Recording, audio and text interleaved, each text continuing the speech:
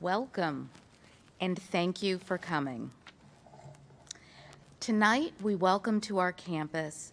We have an audience here, but we also, and I think included here are students, faculty, staff, as well as some Hartford area residents and alumni. We also welcome those of you who are watching via live stream tonight, probably Trinity College alumni, parents, and friends, and our colleagues at institutions across the country, many of whom are having viewing parties on their campuses, thanks to the sharing of this live stream by Phi Beta Kappa, with its 268 chapters and 50 alumni associations. I'm Joanne Berger-Sweeney, president of Trinity College, and I couldn't be more delighted to host this evening's important conversation, The Contours of Free Expression on Campus, with Frederick Lawrence and Bill Marimow. This event is part of an initiative we launched this year called Bridging Divides: Higher Education's Role in Advancing Understanding and Promoting a Just Society. The initiative is a focused effort to bring the Trinity community together in creating an environment that invites dialogue and promotes understanding across differences. As an institution of higher learning, it is our responsibility to create and nurture a community that advances understanding through discovery, discourse, and respectful listening. This work seems more important than ever in our deeply divided world. It's my distinct pleasure to welcome Fred and Bill here tonight and to introduce you to them. I'll do so briefly and then turn the conversation over to them. Afterward, they'll take questions from the audience, as well as some that were submitted in advance via email. And later, I hope you'll stay for a little more informal conversation over refreshments at the back of the room. Now let me introduce tonight's guest, Frederick M. Lawrence. In 2016, Fred was named the 10th Secretary and CEO of the Phi Beta Kappa Society, America's first and most prestigious honor society. Selected as a junior Phi Beta as a Williams College undergraduate, he could not have foreseen this future role when he was chosen to deliver the Phi Beta Kappa address at his commencement in 1977. Fred studied law at Yale Law School, where he was an editor of the Yale Law Review and clerked for Judge Amalia Kirsch. On the U.S. Court of Appeals for the Second Circuit, he later served as an assistant U.S. attorney for the Southern District of New York, where he became chief of the Civil Rights Unit. He was on the faculty of the Boston University School of Law for 17 years, serving as academic dean and winning the Metcalf Award for Teaching Excellence and the university's highest teaching award. He went on to become dean and Robert Kramer Research Professor at the George Washington Law School from 2005 to 2010.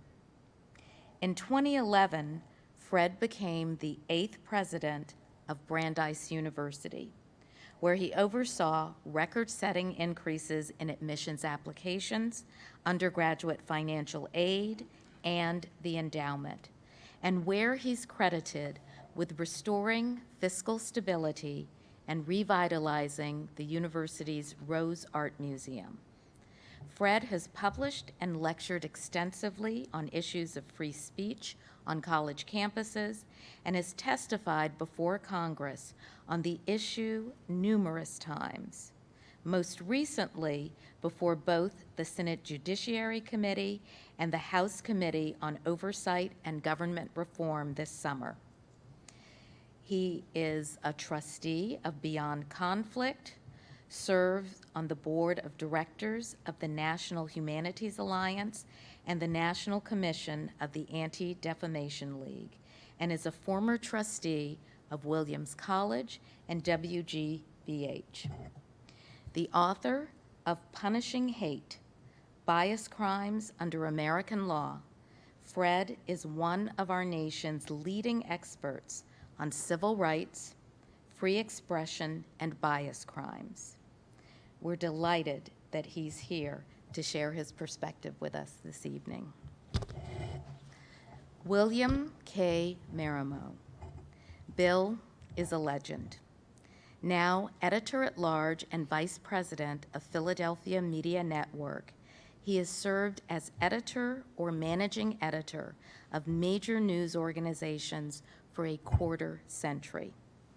Actually, I can share with you the exciting news just announced yesterday that Bill is taking a new position on the business side of Philadelphia Media Network as Vice President of Strategic Development. Congratulations, Bill.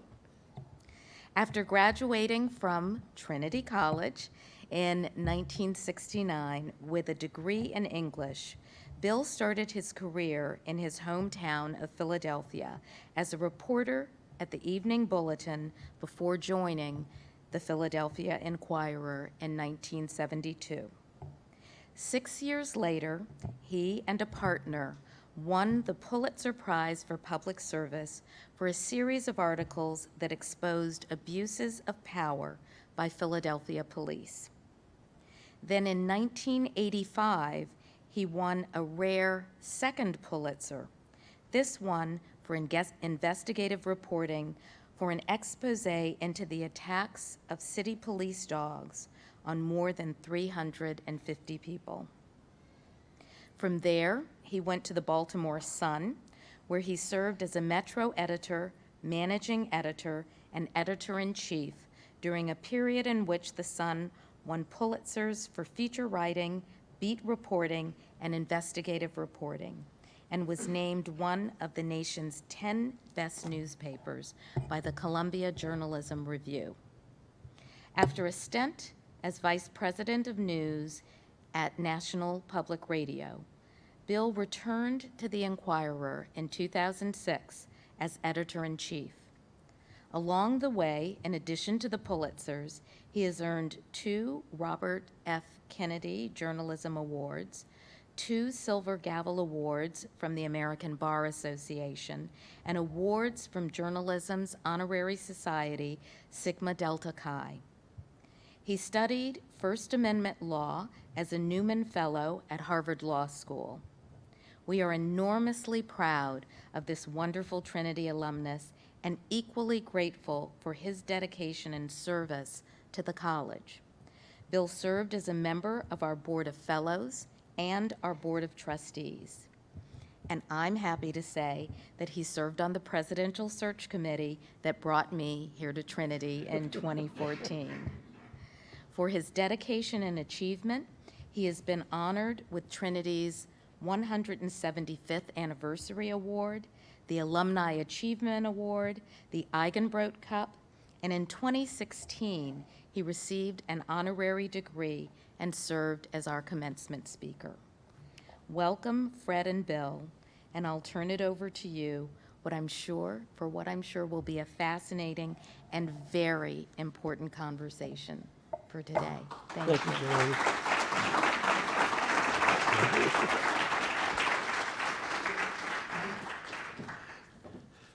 Joanne, thank you for that warm welcome.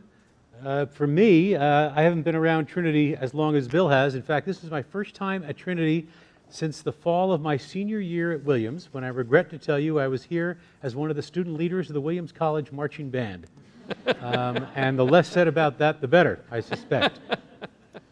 I'm delighted and really honored to be with you as part of this conversation that is a very important conversation on this campus and really across the country. And as the President mentioned, We have watch parties and Phi Beta Kappa chapters going on across the country tonight, and I think archived versions of this content will be available. And part of what we're about tonight is not just the discussion of these issues, but actually the discussion of these issues. How do you go about thinking about these things? Because we're living in a time where I have actually had not just students, but faculty members, not just any faculty members, but tenured faculty members say to me, these are such important issues and I'm afraid to talk about them. I'm afraid to talk about them. Right? That's the beginning of the end of academia, when we're afraid to talk about these things. So tonight we begin, and I think in a very important and powerful way. So let me set some of the context by what I would say are our first principles that we have to start with. On this campus or on any campus, there will be issues of free expression that will come up, and when they come up, the news is coming too fast and the events are moving too fast to try to play the politics of it. The only way to react is to start with first principles that have been developed. So the obvious first principle, well, let me start with a story that sort of sets this. I gave a talk on hate speech and free speech. This is some years ago at University College London. And I was asked a question by one of the faculty members there about a hypothetical case of what would you do if a group of skinheads took a truck and painted it up with racist slogans and drove it right into the heart of Brixton, a part of London that is predominantly Caribbean and African British. Would you prohibit that? So I started to explain how I would go about thinking about it. I'd need to know what the drivers of the truck or the skinheads were trying to do. Were they trying to threaten people? What was their goal? He stops me in mid-sentence and he says, "Why is this so hard for you? Why is this so hard for you? We all know it's wrong. Why can't you just make it stop?" Well, and that is meant to ring wrong, I think, to at least the American constitutional ear. I will argue the American ear generally, that we don't prohibit speech because we all know it's wrong. That we do believe, and I certainly believe in the words of Justice Louis Brandeis, that the answer to bad speech is more speech. And that we don't decide what they can say. We all get to speak. Brandeis would have said, that's not so much from trying to all reach the best results or the best ideas, although that's a part of it, but it's the very essence of our humanity is the fact that we express ourselves. That's how we exist as a part of a society. So I start with the proposition generally in society that speech is presumed to be protected. That doesn't mean all speech is, but that's the starting position. The speech is presumed to be protected, and especially on a campus, where the whole reason for existing on a campus is debate and discussion and challenging and learning. So we start with that presumption. And there are limits way out on the extremes where speech is actually intended to and does, in fact, threaten, intimidate, and cause actual fear in a targeted victim. And that's the first part of the story, and too often the story ends there because there's a second part of the story, which is this. I would say that there is a cost imposed on society by free expression, and by and large it is a cost worth bearing. But we should be mindful of the fact that that cost is not evenly distributed across the entire society. That is not an argument for repression of speech, but it is an argument and an obligation on institutions such as this to know how to respond with sensitivity and with civility and with rigor in the face of certain kinds of expression, not to repress it, but to respond. And so there will be cases in which speech is permitted, is protected, but it is not consistent with the highest values of the institution. Again, that is not an argument for repression, but it is an argument for members of the community, sometimes at the highest level of the community, to speak out in response to that. So these principles are not warring. They're not inconsistent. In fact, I'll come back to where I was a moment ago and conclude there. Louis Brandeis said the answer to bad speech is more speech. I think that's not just an alternative. I think we're living in a time where it's a moral obligation, that in response to certain kinds of speech, there is a moral obligation to come forward with more speech. That's what it means to be citizens in a participatory democracy, which has at its core a right of free expression. Thank you, Fred. I really like that moral obligation thought. and I think there's a corollary to that, especially in this era, and that is when we read news that is untruthful, to find the facts, to trumpet the real facts, and to support news organizations around the nation who report the truth without fear and without favor. So I'm going to talk for about 5 minutes, and then I'll ask you some questions, Fred. But as an English major from Trinity, I've always found that telling a story... That's what you do with an English major. Exactly. You tell stories.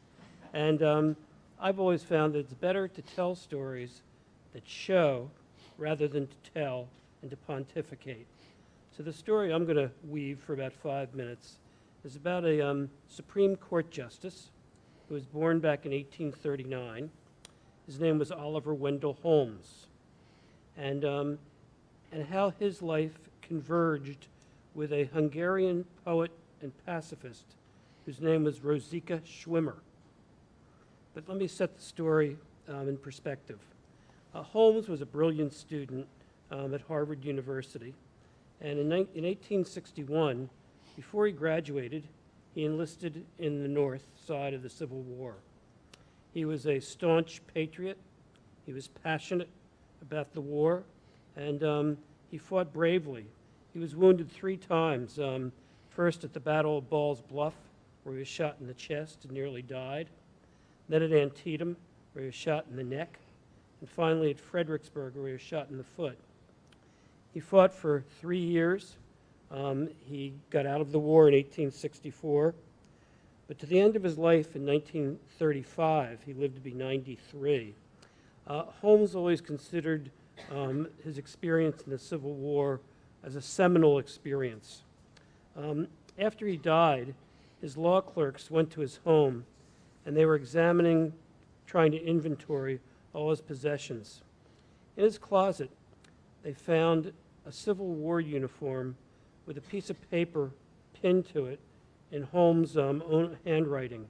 And it said, quote, "These uniforms were worn by me in the Civil War, and the stains upon them are my blood." There were 2 bullet holes, mini balls that had gone through his body, gone through the uniform, and gone through his body.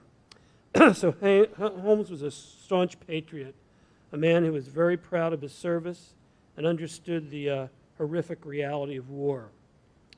Rosika Schwimmer, as I mentioned, was a pacifist, and in the 1920s, she applied for citizenship.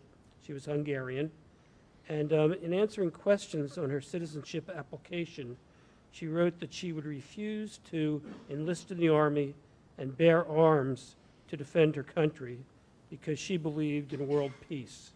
Now, of course, in all practical terms, this point was moot because she was over 50 years old and women couldn't fight. But that didn't deter the Immigration Naturalization Service, which rejected her application. The case came to district court in Boston, and she was denied citizenship. It was then appealed up to the Federal Circuit Court, who reversed the decision, and then on to the Supreme Court, where in April 1929, Rosika Schwimmer's life and Oliver Wendell Holmes' life converged. The Supreme Court ultimately ruled that Rosika Schwimmer could not become a citizen of the United States. However, Justice Holmes, the Civil War veteran, the patriot, dissented. And it's his dissent that I wanted to read to you, just an excerpt, because it crystallizes to me what Fred talked about, that freedom of speech is not just for those thoughts we agree with, but it's also for the thoughts that we revile, that we reject. And here's what he had to say. Some of Schwimmer's answers might excite popular prejudice, but if there's any principle of the Constitution that more imperatively calls for attachment than any other, it is the principle of free thought. Not free thought for those who agree with us, but freedom for the thought we hate. I think we should adhere to that principle with regard to admission into the country as well as to life in the country. So for Holmes, it was critical, It's fundamental that citizens have the right to express their thoughts, regardless of how unpopular or popular they are. And I would add that the best antidote for speech that we disagree with is in-depth discussion, more freedom of speech for all parties on all sides of every issue. And in the marketplace of ideas, I believe that good ideas are ultimately going to prevail over bad ones. But hearing ideas that we disagree with, listening carefully, dissecting, analyzing those ideas will give us the perspective to argue fervently against them with thoughtfulness, with logic, and civility, instead of trying to muzzle those speakers. So with that, I'll cease and desist. And Fred, I have a question for you. I thought you might. As we heard, Fred was the president of Brandeis University, and talking with him and reading about his tenure there, you had to grapple with some very difficult, thorny issues. So I'd like for you to talk for just a few minutes about the case of the person who spoke out when two police officers were murdered, how you handled it, given 20/20 hindsight, what you thought was exemplary, and what you might have done differently given the passage of time. Sure. This was a case, an instance involving. Well, let's set the context. You'll recall in the aftermath of the tragedy at Ferguson, there was subsequently another tragedy. Two police officers were murdered. One of our student leaders, a student I actually knew quite well, who was one of the leaders of our Black Lives Matters movement on campus, tweeted out that she had no sympathy for the police officers who had been murdered. Now, I'm pretty confident I know what she meant by that. I say that both because I knew her and because I had first met her when she organized our post-Ferguson vigil that I spoke at, and where she introduced our chief of police. So she was no anti-police person. But I think what she meant was, and it was coming from a deep place, how come when the events of Ferguson happened, at least in her mind, the world did not pay adequate attention, but when two police officers are killed, the world comes to a standstill. But that's not what she said. Right? What she said was, I have no sympathy for these police officers and their family. She had about 60 followers on Twitter, which for those of us of a pre-Twitter generation is the vague equivalent of saying it in the dining hall. But one of those 60 people was someone who was a troll and was following a number of students on campus in order to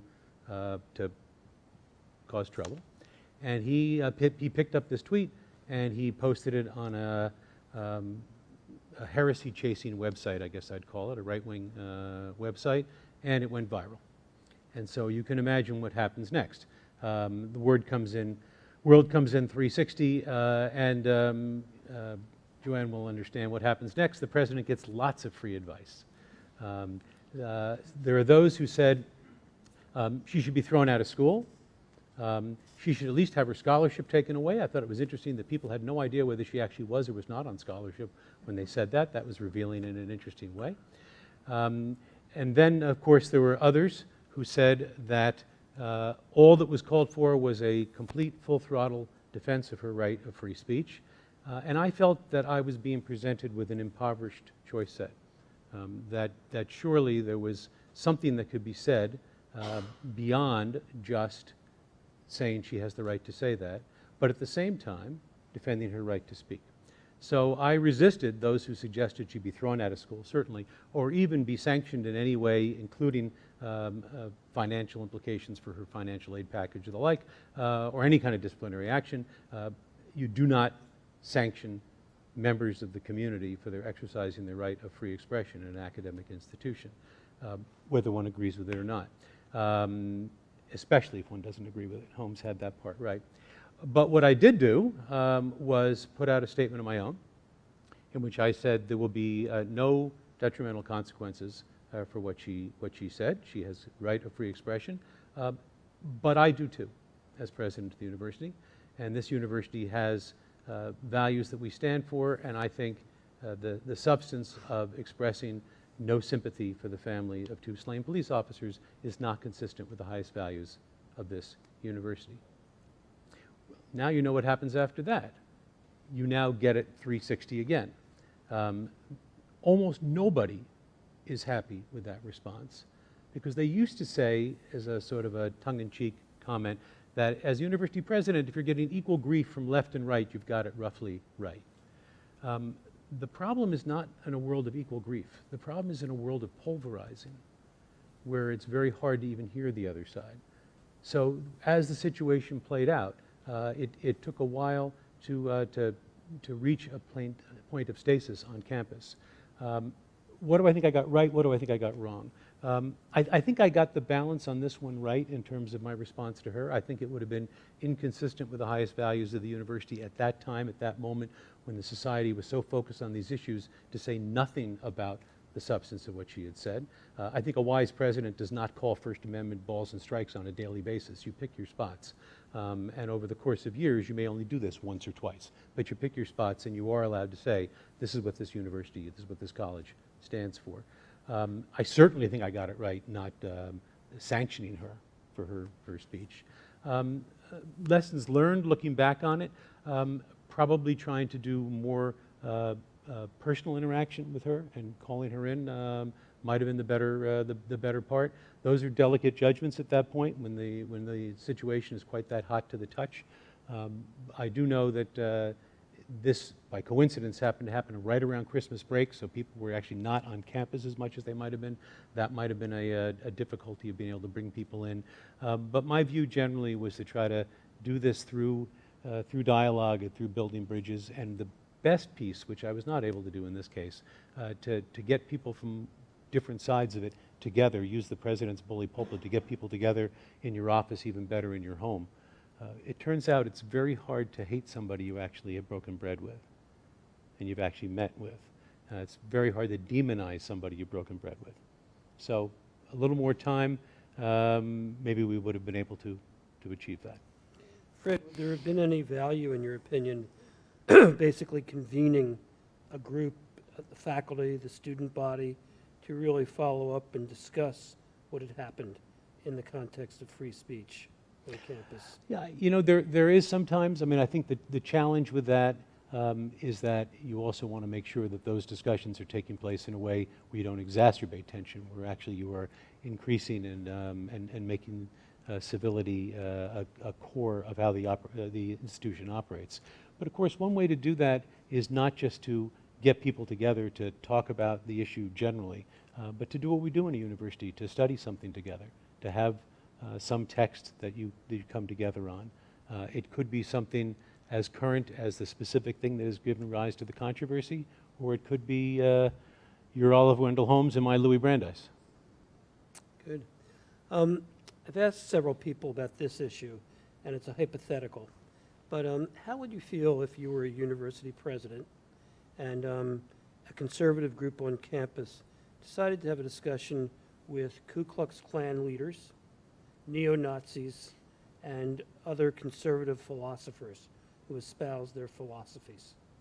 And how would you feel if you were the president of Penn State versus Williams? Well, if you're the president of Penn State, you're bound by the First Amendment. If you're the president of Williams, you're not. But that actually, to me, turns out to be the smallest part of this discussion, because much of what we mean by the First Amendment jurisprudence that applies to state institutions, you know, just as a quick primer for, if not everybody's had constitutional law in the audience, on the odd chance. Although I will say, as a digression, I think one of the beneficial things of the time in which we're living is there's a lot more focus on constitutional law and on, you know, issues of how we function as a democracy than there has been recently. So, you know, we take our silver linings where we find them. But institutions of higher learning that are private institutions are not technically, they're not bound by the Constitution. The First Amendment applies to public institutions, states and the federal government, not to private institutions. There are rare states, by the way, where it does apply, where free expression does apply to private institutions. Massachusetts does happen to be one of them, but that's an exception. By and large, private institutions can carve their own doctrine of free expression.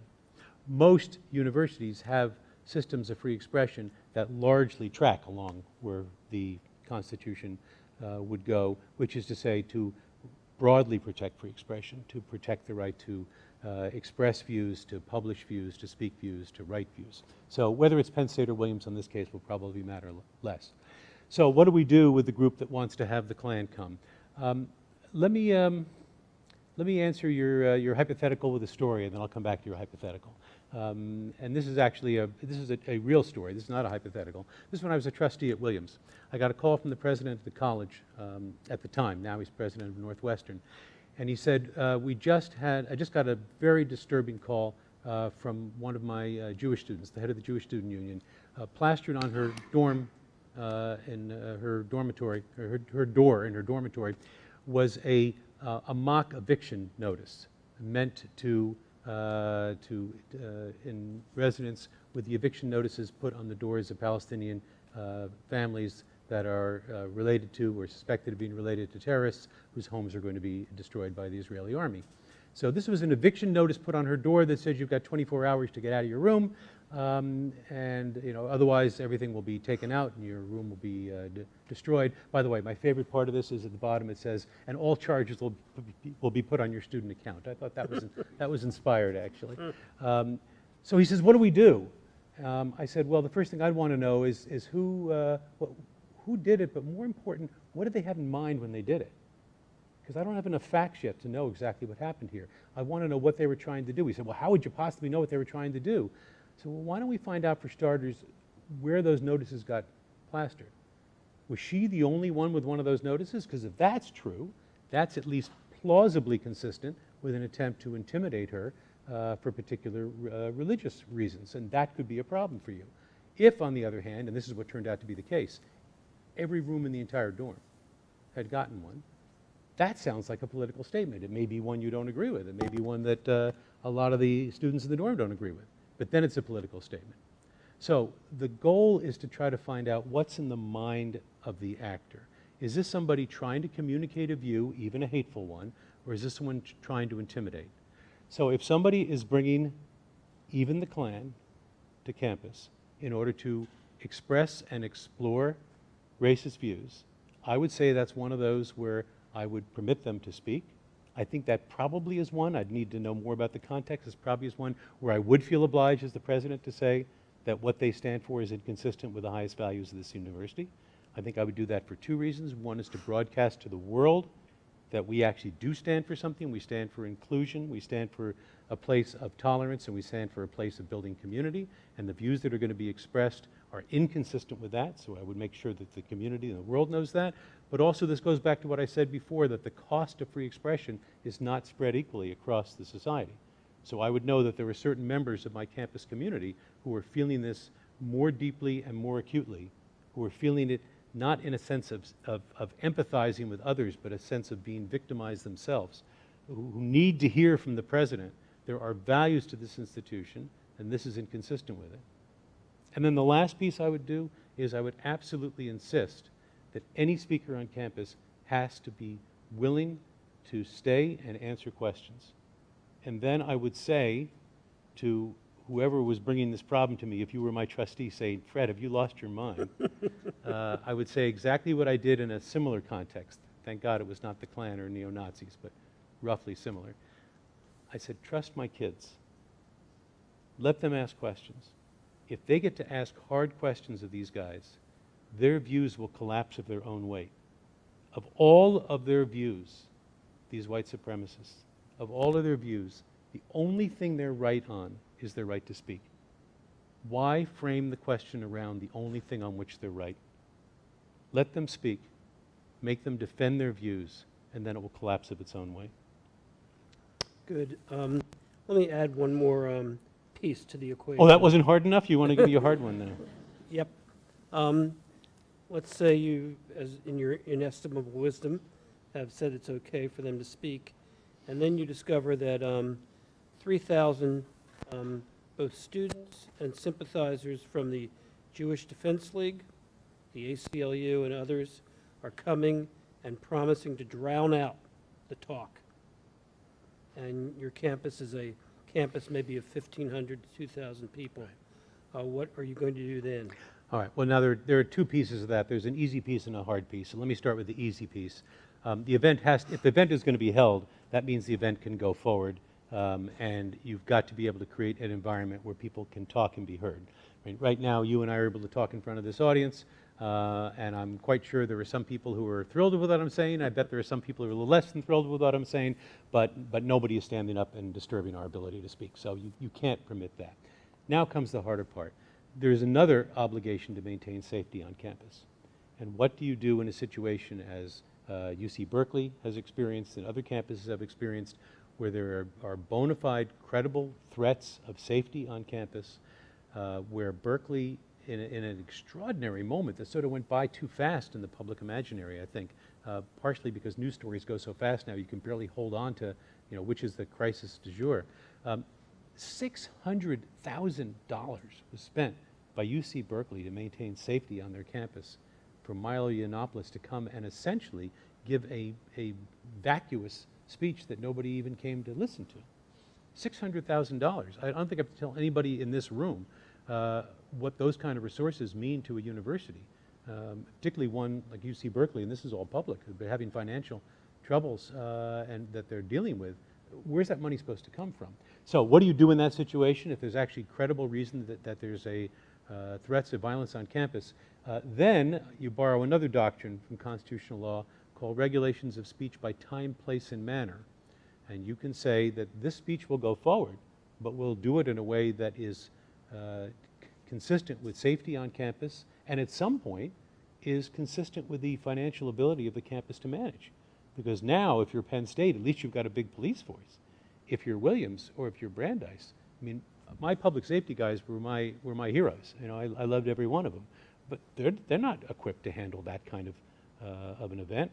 So what do we do then? Do we turn to the Waltham police? Do we look to other police around the Boston area? Or at some point do you say, we're going to do this one closed circuit, and we're going to make it possible for this event to take place, and we'll let people email in questions, and we'll let this event happen, but we'll do it in a way that's consistent with the overall safety of the campus. I want to turn slightly from what's happening on campus to fake news, and I want to read something to you from today's New York Times. And this has a relationship to the what transpired here at Trinity with Professor Johnny Williams, whose remarks were contorted and distorted and caused a brouhaha. So let me read this today. Mm-hmm. And this is about what happened in Las Vegas, the tragic shootings. There's an organization which some of you have probably heard of called 4chan. It's a alt-right organization that basically manufactures news. So this is 2 paragraphs from today's Times. When they woke up and glanced at their phones on Monday morning, Americans may have been shocked to learn that the man behind the mass shootings in Las Vegas late Sunday was an anti-Trump liberal who liked Rachel Maddow and MoveOn.org, and that the FBI had already linked him to the Islamic State, and that mainstream news organizations were suppressing that he had recently converted to Islam. They were shocking, gruesome revelations. They were also entirely false and widely spread by Google and Facebook. In Google's case, trolls from 4chan, a notoriously toxic online message board with a vocal far-right contingent, had spent the night scheming about how to pin the shooting on liberals. One of their discussion threads, in which they wrongly identified the gunman, was picked up by Google's Top Stories module and spent hours at the top of the site's search results for that man's name. What, in a civilized society, can we as citizens, as civic-minded people, do to repel and reverse these happenings? Well, all politics is local, so let's start local. This is a university campus. This is a college campus, the point of which is to learn how to question, how to separate fact from falsehood, and that is not just for its own sake. It is also for its own sake. I like to think our students are being trained for the life of the mind as well, but it is also to be engaged citizens in the most serious way. So nothing concerns me more about issues like this than when I spend time on college campuses and students act as if the events that are happening to them and that there's nothing they can do about it. So we are talking about people at schools who are prepared to act in the world and to change in the world and to be engaged citizens. So how do you go about doing that? You certainly have to be able to, minimum, educate yourself and to be able to look at a story like that and to take it apart to separate truth from fact. That's one easy piece. Now there are institutions like Google, like Facebook, that have moral obligations as well. And moral obligations to not to be a platform for falsehoods. When it's a matter of opinions, then they should be channeling opinions, to be sure. You don't want them calling First Amendment balls and strikes either. But we should not get to the point of such extreme relativism that there is no difference between true and false. That is the end of a civilized society. Now, not everything can be dichotomized into true and false. Many political opinions can't be dichotomized into true and false. Even the ones I really disagree with may not be ones that are false. My mentor, the late Charles Black, said of his intellectual sparring partner, Alexander Bickel, Bickel and I agreed on everything except for our opinions. So we have to reclaim that ability to say of people with whom we strongly disagree, we agreed on everything except for our opinions. But what does that mean? It's not just a pleasant expression.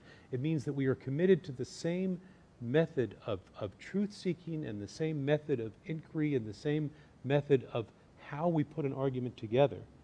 And then there is the ability to say those who are not committed to that, those who see no distinction between truth and false, should be called out on that by all. So, you know, when I said that a president of a campus, for example, shouldn't be doing this on a daily basis, and now I'm giving you like a third example of it, so I've done it 3 times in the last 15 minutes. These aren't going to come up all the time, but you, as I say, you do pick your spots. And on one like that, well, maybe that's even the time for, I don't know, the President of the United States to say that falsehood of this kind has to stop. Maybe that's how the bully pulpit is supposed to work. It's a good idea. I had, I spent an hour before our talk with several members of the Trinity Tripod newspaper staff, and we were discussing this issue. And I think one way to help distinguish truth from falsity is to make sure that you pick 4 or 5 reliable sources of news. Sources both down the middle, like NPR or CNN, but also sources on the right, like the Wall Street Journal, and read the editorials.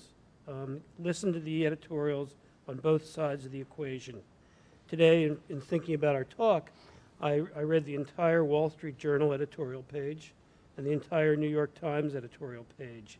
And it was fascinating, riveting, to read the Wall Street Journal editorial on the Supreme Court hearing today, the oral arguments on gerrymandering, and then to compare it to the New York Times editorial on gerrymandering.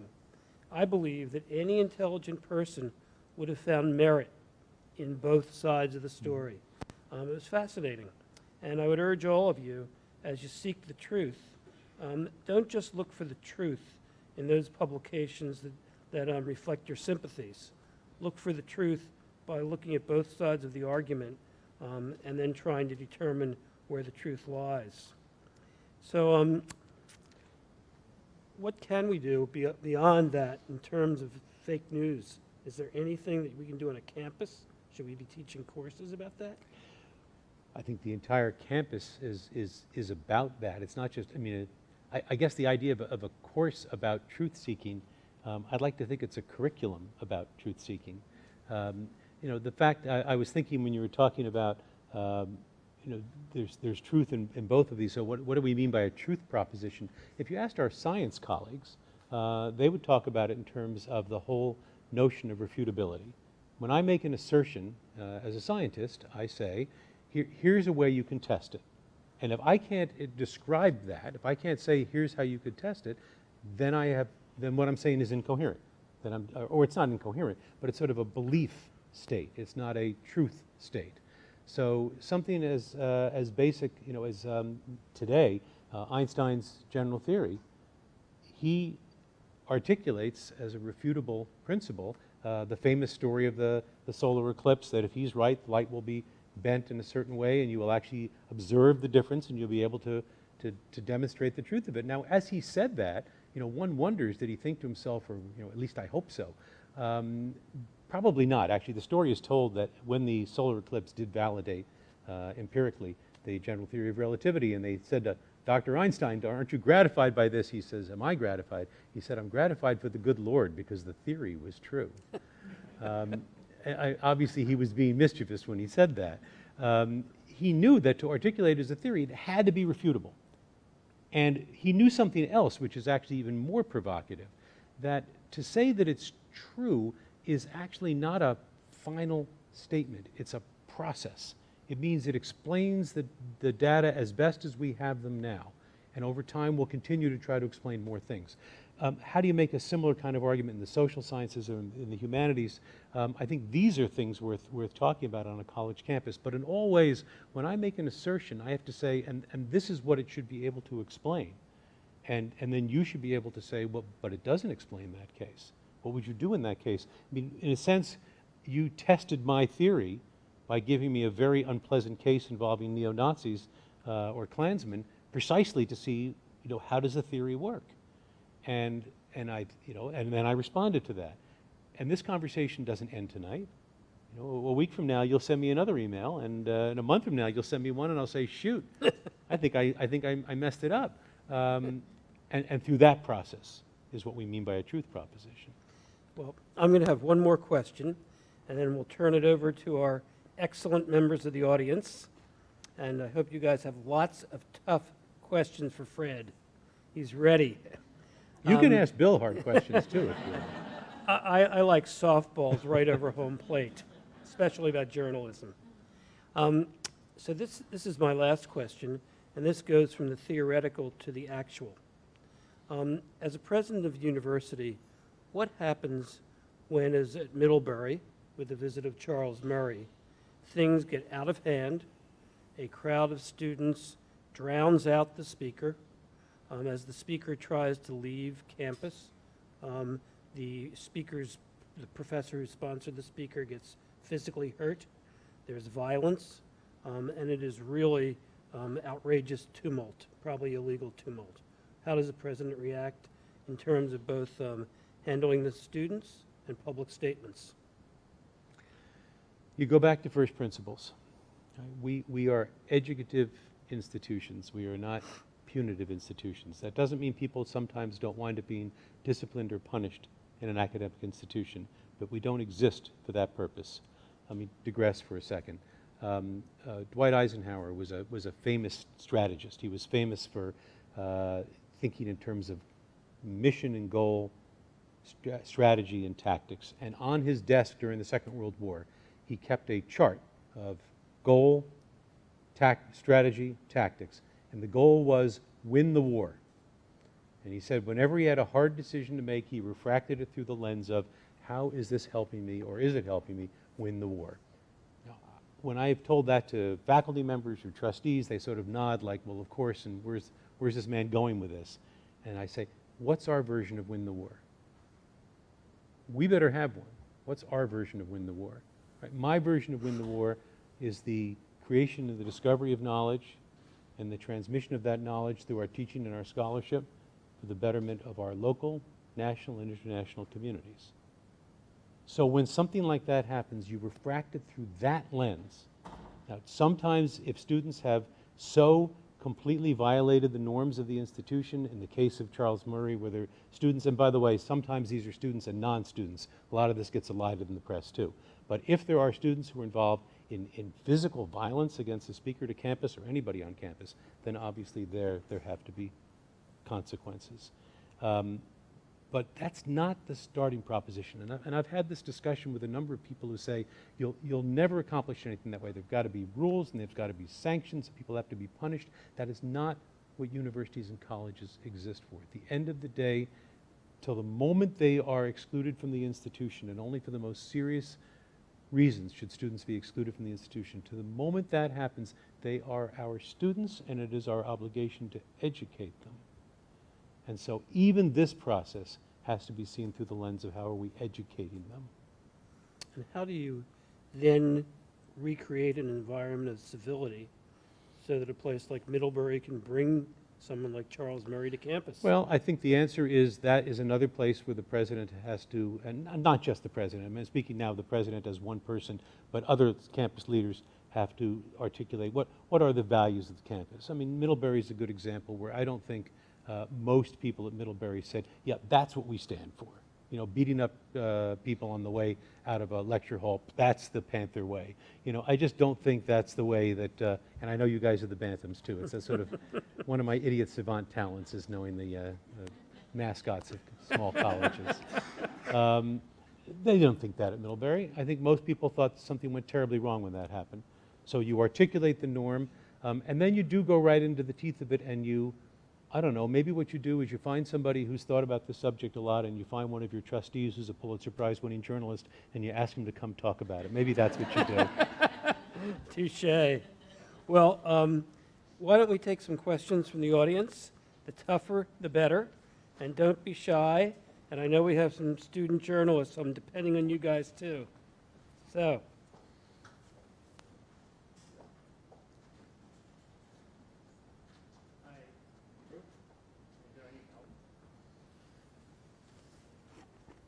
Thank you very much for the great conversation. So I'm British, as you might be able to tell, and That was my guess. I have a lot of admiration for the free speech part of American exceptionalism, because it really is a part of American exceptionalism to say we have this. It's something that we do in the U.S. In Europe, including in Britain, but I'm particularly thinking of Germany, that isn't the case. In Germany, it is illegal to deny the Holocaust. It's illegal to do that. And it served them well, I think. So do you think that the American way is the best way? I mean, or do you think there's merit in the way that liberal democracies in Europe deal with some of the extremes of free speech?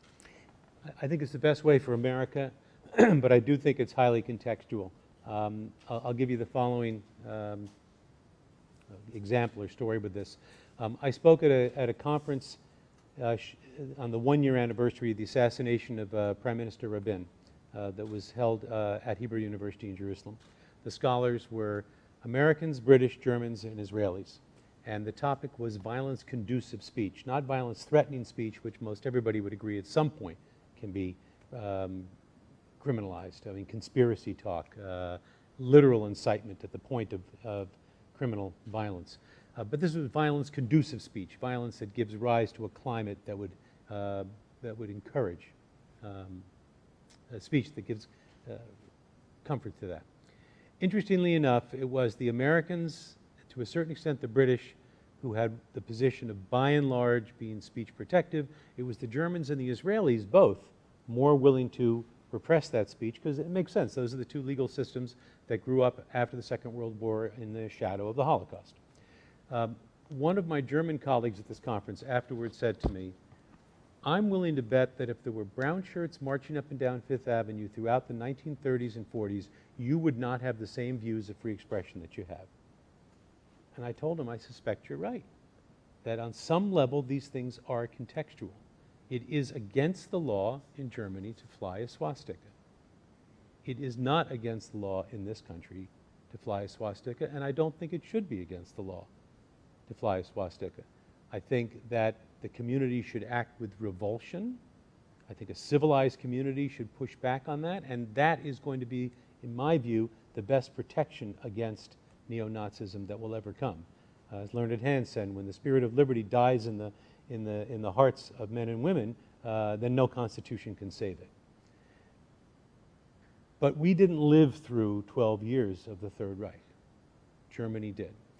And so for them to say it is just too dangerous to have a swastika flown is something I'm at least willing to listen to. Now, they just elected for the first time since the Second World War a right-wing party into their parliament.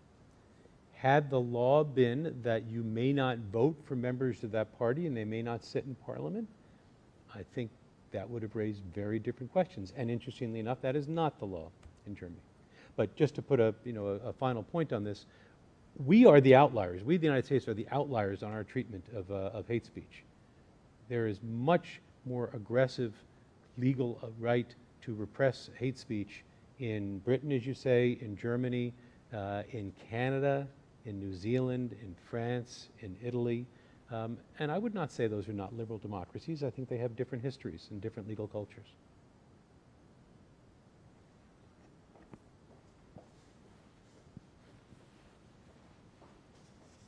Thanks. This is a question, Bill, for you. I admit once upon a time I was a journalist. Now I'm a professor. I'm teaching a course this semester on journalism in the public good, it's called. And the fake news issue is a big one. And one of the things that we've noticed is that over the course of the last year, newspapers have begun issuing what we call voice of God corrections in news stories to false statements by politicians. This is a big departure. And I just wonder if you could talk a little bit about how your own paper, the Inquirer, has, over the past year, dealt with issues of falsity in the news. It's a great question, and I think that what's happened for the first time is what in the past were political exaggerations and misstatements and nuanced exaggerations have become documentable lies. And I think when there are a series of documentable lies, a responsible news organization has to tell it like it is. And to me, in the past, if I were writing a story 10 years ago, I would ask a politician, well, how do you reconcile what you say with the following? And the politician usually would, go to some length to try to rationalize it.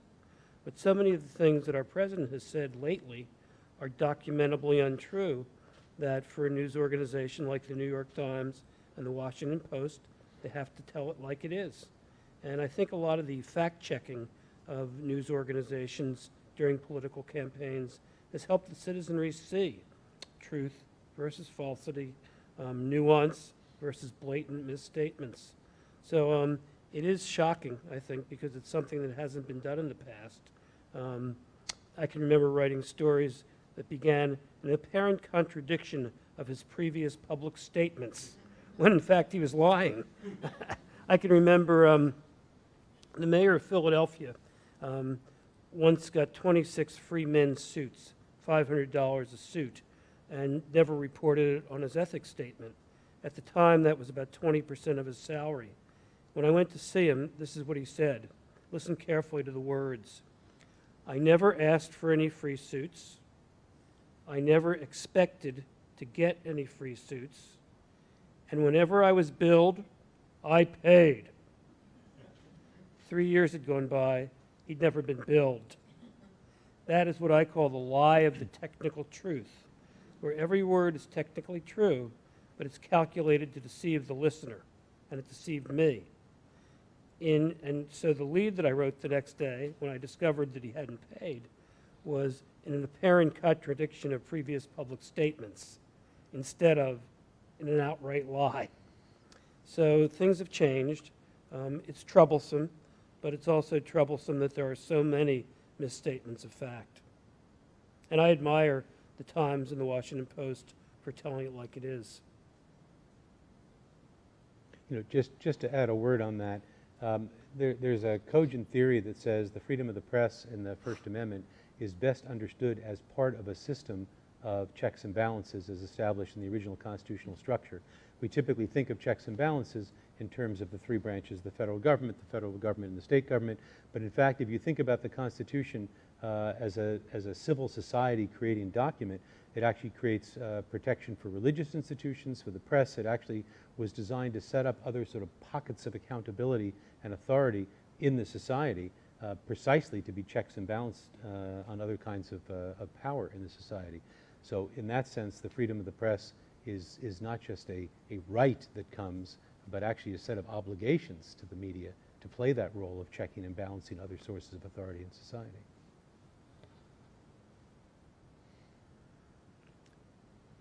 How about you student journalists? A question or two from you guys? Thank you.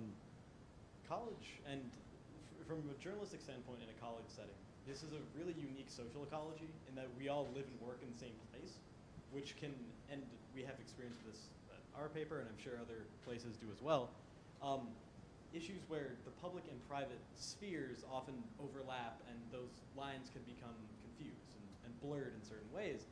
An example that was brought up tonight was the example of the eviction notices being posted on student stores. The arguments surrounding those kind of demonstrations and those kind of political statements are that you don't want to bother people in their own private space where they live, and yet you're working and living in the same place. People are sort of debating these ideas in the academy, but you're also going to your home. So my question, and this applies for both speakers, is to what extent can people reasonably expect their private lives to remain entirely private while discussions of significant ideas are occurring around them? And how can student journalists report on major disagreements in ways that don't violate people's private spaces? Well, I'll take a crack at that, and then I'll let the journalist take it from the journalist side.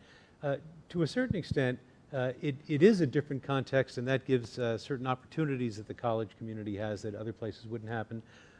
So several times now I've talked about the president should say these are the values of the society, and that kind of speech is not consistent with the highest values of the society.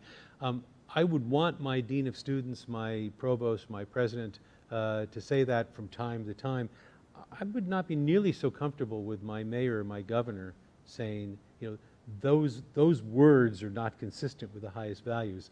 I think the president of the country, the governor of the state, is allowed to articulate certain kinds of high principles. But I could say something about the president of a university that I don't think you'd want to say about your mayor or your governor. I could say that at some level, to use an old-fashioned term, the president and all of the members of her team and ultimately her faculty are responsible for, among other things, the moral education of the students. I mean, we don't talk that way that much anymore, but that notion that that's part of what's going on here. You're being educated not just in terms of book learning, but to become the people that you would want to become, and that this college will be proud to have you become. That's a kind of involvement in your lives that really does make the public-private quite porous in a way that I think in a liberal democracy we'd be much less comfortable. With the mayor saying, I'm responsible for the moral education of my people. That's kind of cringeworthy to think of the mayor or the governor talking that way. Then coming to the media piece, the line that at least defamation law, for example, tries to draw between public figures and non-public figures. Public figures lose certain rights in terms of privacy, in terms of right of others to write about them. No one can be intentionally defamed. You certainly are able to do something about that, but the standards, as you probably know, are very different for a public figure. It's interesting that the Supreme Court actually came very close at that time, right after the decision that recognized the public figure test, to expanding it to be public subjects of general public interest, that the media would be protected more broadly in any claim for defamation with any public subject. They never went that far, and then they pulled back since. So I think that sort of probes to have a public-private line, that people who have not chosen to put themselves into the public sphere as public figures are entitled to withdraw from these discussions to a certain extent. Those of us who have chosen to put ourselves in those positions are part of the discussion and all of the slings and arrows that come with it. I think basically if there's a case, as Fred described, where ugly signage has been put on someone's dorm room, that is a story that, in my opinion, should be the focus of a Trinity tripod story. And if I were the editor or an advisor, I would say I try to talk to the students in the dormitory. If there's a junior advisor or resident advisor, I'd try to talk to her or to him. I'd definitely be talking to the dean of students. What are you investigating? What are we going to do about it? And I'd write a news story. I'd also write an editorial that sharply criticizes that kind of conduct on a civilized college campus. I think Fred has gotten at a very interesting point in terms of First Amendment law, and that is the closest a story comes to a public official in their public duties, the latitude for making a mistake in the press is the broadest. Under the law, the story not only has to be false, and it has to have damaged the person's reputation, but it has to also have been written with a reckless disregard of the truth. Otherwise, it's not defamatory. When it comes to a private citizen, the standard is negligence. So if one of the faculty members has a rare edition of Henry David Thoreau's Walden Pond inscribed to his Aunt Clara, and he's going to give it away at a party, and it's worth $10,000, and a reporter gets wind of it, and the owner of the book says, "Nope, I'm a private guy. This is just for my friends. Leave." The reporter has absolutely no right to pursue that story. It's private individual, private matter. But a problem at a dorm, that's a good story for the tripod. And I think good reporting, shining a light on an issue like that, can help the whole campus.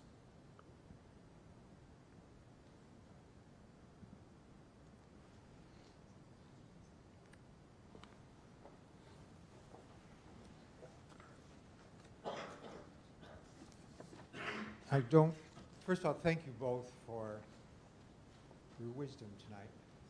I don't think the founders, the writers, the authors of the Constitution, or any of the great theorists of liberal democracy ever understood that the debates on which civil society rested would be conducted in statements of 140 characters each. And quite apart from Twitter, the environment in which discourse is occurring seems to me to be one in which sustained argumentation is being consistently undermined by virtue of sound bites. And I despair at this. I teach philosophy as it happens. And so I'm just wondering what is to be done. I think we inside the academy continue to represent civil discourse that is sustained, that takes time to make a case and to reply, and we listen to each other through those words. It's not happening out in the world as far as I can see, and so I just wonder if there's any hope. Thank you. Well, I think there's always hope. I was trained to believe that when we lose hope, we've lost everything. So we hope to the end on this. But I think the challenge of the kind of discourse we have is real. Let me first give the counter to that, and I'll come back to it. We're living in the moment right now, which makes it very hard to know just how different this really is. If you look at the writings both within the legal profession but also the humanities at different times of technical innovations, you see all the things that are going to change the world as we know it, right? The telegraph is going to change privacy as we know it. Cameras will change privacy as we know it. Television, that's the end of everything. And so, all of these things are going to be dramatic changes, and yet they get, in some ways,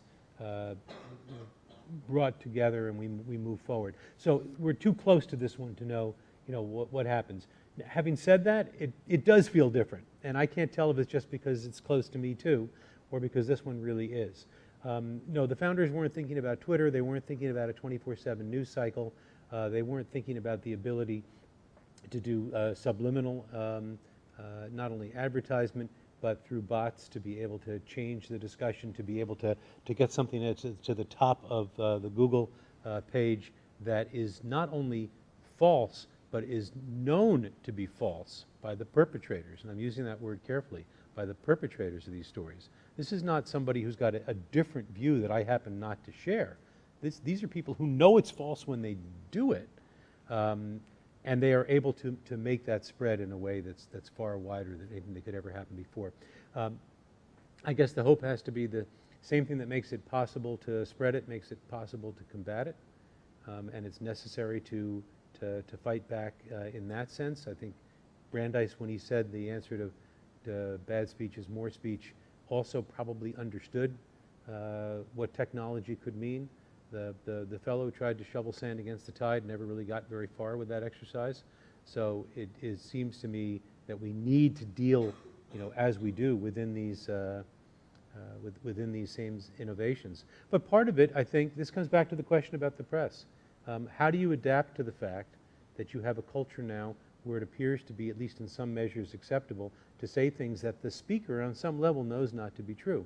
And the answer is that now what would otherwise not have been polite, what was that wonderful formulation, seems to be inconsistent with prior statements, now has to be transformed to in a lie.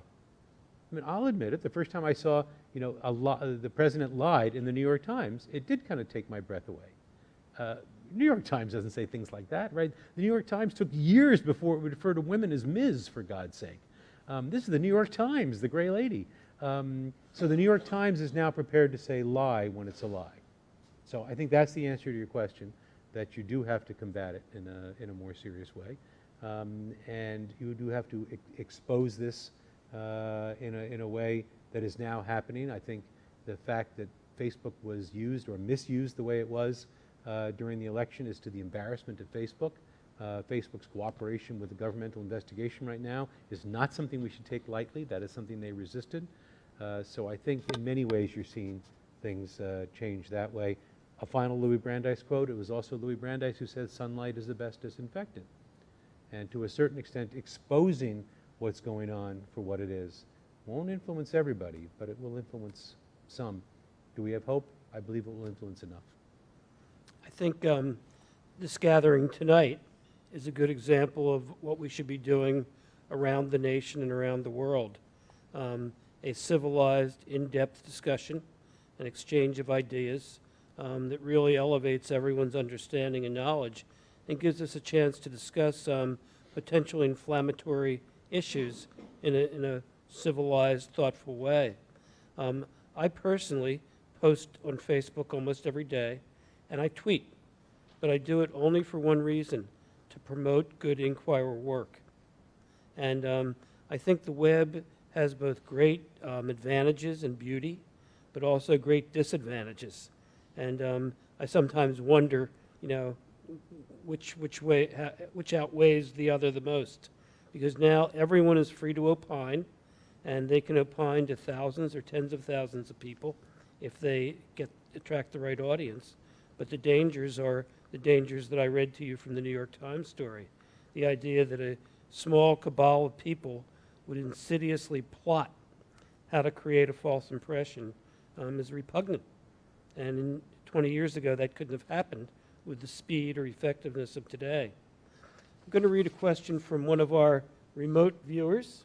Freddie, you ready? I'm ready. Okay. I'll give you a remote answer. Okay. Many things that would pass the free speech test are damaging to the very environment the college aims to create. How do we balance the legal standards of free speech, especially as they apply to tenured faculty, with the college's stated mission of fostering an inclusive campus community, embracing diversity, and each person's opinion is just that? Well, the first part of the question, it seems to me, is something we've been talking about, which is that there is such a thing as protected speech that is damaging to the community. And the answer is not to repress it. It is ultimately the strong presumption is that speech is protected in order to make sure we have fostered the widest kind of opportunities for expression, including bad expression. Where it is damaging to the community, then the community has to respond. And I've been putting this at the doorstep of the president up until now because I think of it in terms of, to a hammer everything looks like a nail. What would I do in that situation? How would I have handled that? But it's, just like the minister is not the only one who's supposed to worry about the sick, everyone in the congregation should. The president is not the only one who's supposed to respond to that. And I think we see that in terms of campus vigils that will happen. We'll see that in terms of outpouring of support on campus. I was in between my time at Brandeis and the time I was at, came to Phi Beta Kappa, I had a sabbatical year at Yale as a research scholar at the law school. That happened to be the year at Yale of the brouhaha over Halloween, just about this time of year. It was a very interesting thing to live through, to be sure, but one of the things that really struck me, living in one of the residential colleges, as my wife and I did, was to see how students were attentive to each other during that time. And there were some students who were really suffering through that time. And part of what had to happen was up at the institutional level, and some of it was at the human level. So I think that's a part of it too. On the level of tenured faculty, now we actually breach into another issue we haven't really talked about, but should for a moment, and that is the sort of correlative issue of academic freedom, which is related to free expression but different from free expression. You know, academic freedom is the notion that the institution has to provide an environment in which the kind of scholarship and learning and teaching can go on in an unrestricted way to foment ideas, discussion, debate, and analysis. But I would associate myself with those who have written that whereas free expression is ultimately an individual right. I have a right to express myself, and the Constitution protects my right from interference by the state or the federal government to express myself. Academic freedom is really better understood as a right that the institution, not the college exactly, but the academy has, and that you as an academic are part of that process, and that your work has to be protected in order to do that. Not every kind of expression is protected by academic freedom, obviously, but one's academic work, broadly defined, is protected by academic freedom. And that's not just about tenured faculty members, that's all faculty members. Great. Well, I think we'll take one more question from the audience, and then we will cease and desist. So who has a good one? I think John Platoff, you must have a good one. I don't know, in my law school classroom, that was called a cold call. Or we could find a being sandbagged. Yes, or we could find a distinguished member of the class of 1969 sitting unassumingly at the back of the auditorium. Well, fortunately, I actually did have a question. Excellent. Several times, Fred, you've referred to the notion that the best response to bad speech is more speech. But we live in a world in which the speech of some, because of money, drowns out the speech of many, many others. And to me, this is as grave a problem as the other problem, the fake news, the 4chan kind of story. And in the absence of a Supreme Court decision that changes the view that money equals speech, I don't see much reason to hope that this situation will be remedied. If the solution is more speech, what can we do about a system in which the inequalities of money lead to inequalities of not literally speech, but the ability to get that speech. The ability to amplify your speech. Yeah, I think Citizens United, the Supreme Court case, which is actually the culmination of a doctrine that starts in a wrong-headed way, in my view, that considers money to be a kind of protected form of speech, that it's not just each individual has a right to speak, he has a right to spend his money to amplify that speech as much as he wants to.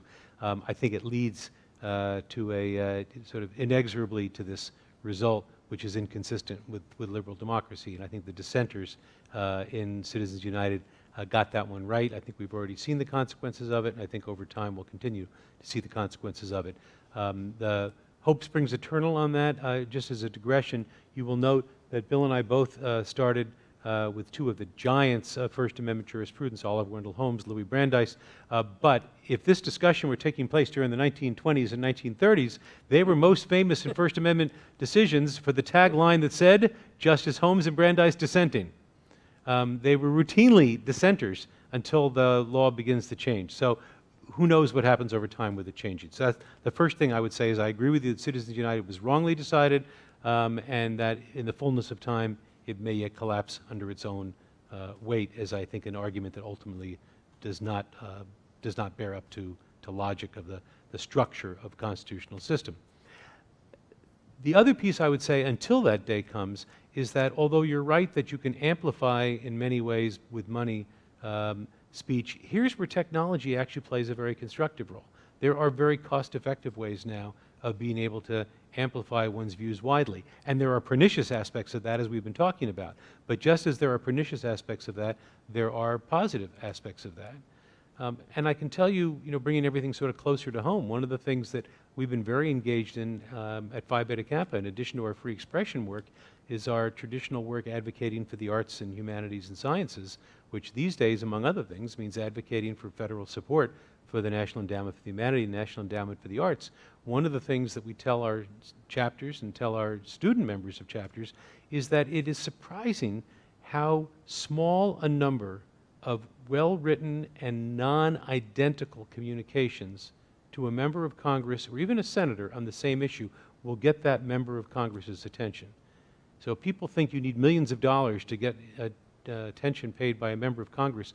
Member of Congress gets 100 emails, texts, tweets, phone calls, or letters about the same topic that are clearly not just cookie-cutter yanking crank communications, but actual, thought-out communications.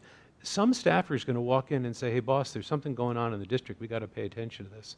So it doesn't take millions and millions of people. There's a lot more power out there for citizens to use. And this, I guess, comes back to the hope question. We must not lose heart. We are, because we have the potential to play this role, then I think we must. And I think it is terribly important now more than ever that we not lose heart. Well, Fred, thank you. And all of you out there, thank you. Hope you'll stick around and have some refreshments with us. And enjoy your night. Thank you. Thanks, Good fun. Fred.